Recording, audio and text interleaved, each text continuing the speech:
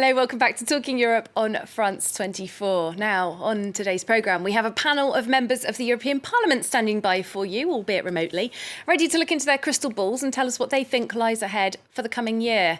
A year that started with new peaks in coronavirus infections around the continent, the start of a brand new relationship between the EU and the United Kingdom, and much turmoil in the United States. We also have the German government handing over the rotating presidency of the EU to Portugal, meaning it's the administration in Lisbon that will have a key role in overseeing all these important dossiers. Well, joining us on the panel today are from Portugal's ruling Socialist Party, MEP and former Minister Pedro Marques. We also have from the biggest member state, Germany, Andreas Schwab, an MEP from Angela Merkel's ruling CDU party. And proving we really cover all corners of the EU on this show, we have with us Greek MEP Elena Kuntura as well, former tourism minister, now with the opposition Syriza party of ex-Prime Minister Alexis Tsipras. Thank you very much to all three of you for being with us on the programme.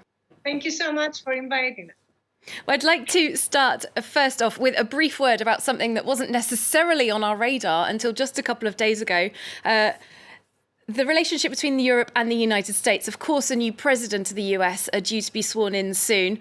But the events at the Capitol this last week really have shaken people in Europe and around the world. People asking, is it time for a new relationship between Europe and the US? Andreas Schwab, I'd like to put this question to you first. Germany, your country, has thousands of US troops still stationed there.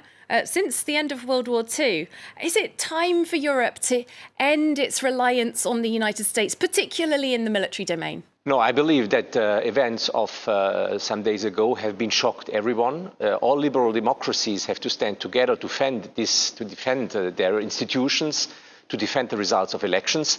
But it's a wake-up call for all liberal democracies in the world. And we believe, as EPP, for very strong ties with the US, because we believe that the European Union that we have today, Europe of today, has been partly possible because of the support of the Americans. And in the global world of the 21st century, we will only be able to overcome the challenges ahead of us together. And for that reason, we hope that with Mr. Biden, we can build up a new, even stronger partnership, which goes far beyond military cooperation that you have been mentioning. I agree. It was a dark day for democracy that shocked the whole world. I think that and I believe that will remain an isolated incident. And I strongly believe that the United States will move forward with confidence and safeguarding its institutions and democracy. And also Europe and United States, they have a very strong ties. Pedro Marques, what's your opinion? Is Europe going to have to change how it deals with Washington in future? Or do you believe that the coming of Joe Biden will smooth things? Well, I do hope that this was kind of the end to 4 abnormal years in the US. I think that now with a new president, a new majority in the Congress, and also I think with a shocked Republican Party to what happened these last few days, I hope that things get back to normal at the US democracy, and that we can again create this alliance or recreate this alliance between liberal democracies that was so important in the recent past, and that these 4 years were just a nightmare that we had, and that we can get back to normal ways in normal paths in democracies. We need to go to back to multilateral relations and to the multilateral institutions, and we need a strong democracy at the US for that to happen. All right, we're moving on to another very pressing situation for the entire world, and one that's not about to disappear anytime soon, the coronavirus pandemic. Andreas Schwab, there have been many calls, particularly from your country, Germany, and the health minister, for more vaccines, things to be sped up, frustration about how fast vaccines have been authorised and made available. Are you confident that the European Commission has got a handle on this? I mean, as we have been speaking about the US before, we can also make the comparison with the US now.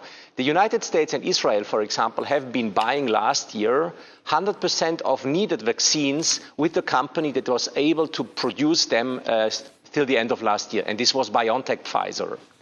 The European Commission had a different approach. The European Commission was aware of the fact that in Europe, some people were very much reluctant to take the new vaccines with that special RDNA formula.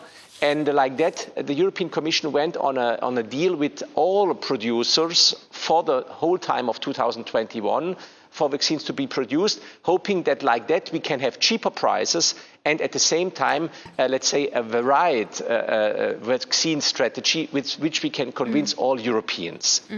The key difference is that the Israelis and the Americans have already started much faster, but I think the success of that vaccination strategy will be seen, let's say, at the middle of this year and not now. It's too early to judge the different vaccination strategies in Portugal, in Germany, and even in regions from Germany. It's too early. We have now to work it out and we have to try to deliver and to work hard. But we cannot make a judgment at that moment in time. It's just too early. I think we need the 3 to 4 months ahead of us. So we need all this winter and the beginning of spring to understand if we can get to a sense of some normality in our economies, in our societies. We need the riskier groups of people to be vaccinated, and that will happen in the next few months. And afterwards, hopefully, with the different vaccines that are already being approved and being inoculated, then I think we can start to get back to some normality and start really discussing the delivering of the recovery. But as I've been saying, I think after this long winter, in practice, it was a year of a long winter that we have had. I hope that spring really means something different for our people, for our citizens in Europe, and that it will mean the start of something very positive for our European way of life, I would say. Thank you.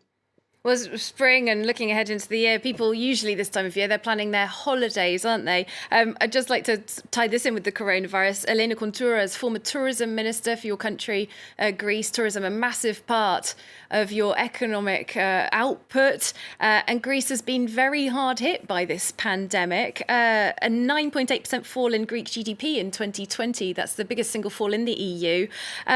Do you feel that Greece has had enough support in dealing with this? And do you feel that the recovery is on the right track? Well, first of all, the vaccines are a very important tool to exit the health crisis, which is also an economic and social crisis. And more vaccines were expected to receive approved by the competent authorities, but this is not happening. So we have to look at whether the production capacity of the approved vaccines can be improved with all means, or if necessary, we can change the intellectual property rules so that we have enough vaccines for all as soon as possible, because I think that it's a top priority, first of all, to inform the people properly, to feel confident and safe, to trust the vaccines. At the same time, it's important to remain alert and maintain protection measures in place, including social distancing and masks. And it's very important for the tourism. And it's something that I insisted since the opening last year of tourism, that we need prior negative test before we travel. This is the only way, if we are not have the vaccine yet, to travel, so not to spread the virus. The virus is very, very important to make sure that or we have the vaccination or a negative test, because this is the only way. And it's a great responsibility of all of us to fight this pandemic. We would like to travel, and we would also hope that some of the citizens of these countries would come to Germany. But the point here is that we have to be honest about the situation in the population. There is now, at the end of last year, the people were rather reluctant to go for the vaccination. For that reason, there were people that said, oh, it's too dangerous. Now people are impatient to get the vaccine as quickly as possible, although we don't have even the structures to deploy the vaccine. And at that moment in time, I think it's not serious to speak about intellectual property rules. These companies that produce these vaccines, they have all the interest to produce as much as possible because they can even sell it for a very high price. So the problem is not intellectual property. At the moment, the problem is that the vaccines that have already been given to the member states cannot be used as quickly as possible. And at the middle of the year, we will have the problem that we are running out of vaccines that are already produced. So we have to help the companies and the authorities in the member states to do that as quickly as possible. I think that's the question of the moment. And we have to explain that the impatience doesn't help us, although we understand that because we are all impatient. And just got time for a very, very short final word from Pedro Marques. How confident are you about the recovery in your country in 2021? Well, I think we have the conditions. The conditions are there. We have approved at the European level huge recovery funds to support the recovery throughout Europe. So I think we will manage. Obviously, we need to get back to more normal terms in terms of the economy. The tourism sector is very important. But the recovery has to be a very structural recovery. It's about 2021, but it's about creating the conditions for the future. The green recovery and the digital competitiveness of Europe, these are huge priorities. And also because we are talking about 2021, the social dimension of the recovery is so important. That's the first priority of the Portuguese presidency of the Council. And we'll hear a lot about that in the first semester of this year.